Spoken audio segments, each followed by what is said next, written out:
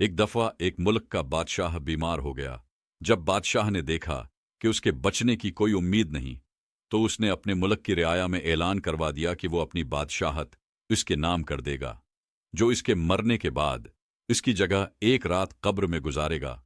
سب لوگ بہت خوفزدہ ہوئے اور کوئی بھی یہ کام کرنے کو تیار نہ تھا۔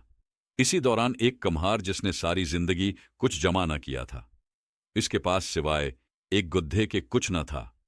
اس نے سوچا کہ اگر وہ ایسا کر لے تو وہ بادشاہ بن سکتا ہے اور حساب کتاب میں کیا جواب دینا پڑے گا۔ اس کے پاس تھا ہی کیا ایک گدھا اور بس۔ سو اس نے اعلان کر دیا کہ وہ ایک رات بادشاہ کی جگہ قبر میں گزارے گا۔ بادشاہ کے مرنے کے بعد لوگوں نے بادشاہ کی قبر تیار کی اور وعدے کے مطابق کمہار خوشی خوشی اس میں جا کر لیٹ گیا اور لوگوں نے قبر کو بند کر دیا۔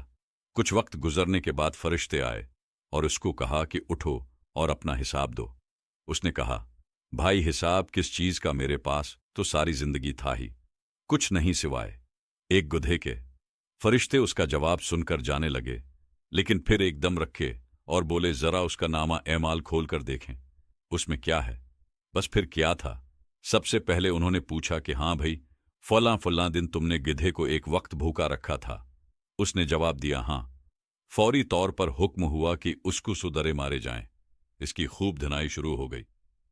اس کے بعد ہاں، پھر فرشتوں نے سوال کیا، اچھا یہ بتاؤ فلاں فلاں دن تم نے زیادہ وزن لاد کر اس کو مارا تھا؟ اس نے کہا کہ ہاں۔ پھر حکم ہوا کہ اس کو 200 درے مارے جائیں۔ پھر مار پڑنا شروع ہو گئی، غرض صبح تک اس کو مار پڑتی رہی۔ صبح سب لوگ اکٹھے ہوئے اور قبر کشائی کی تاکہ اپنے نئے بادشاہ کا استقبال کر سکیں۔ جیسے ہی انہوں نے قبر کھولی تو اس کمہار ہو گئی۔ لوگوں نے پوچھا، بادشاہ سلامت کدھر جا رہے ہیں؟ تو اس نے جواب دیا، او بھائیوں، پوری رات میں ایک گدھے کا حساب نہیں دے سکا تو پوری رعایا اور مملکت کا حساب کون دیتا پھرے؟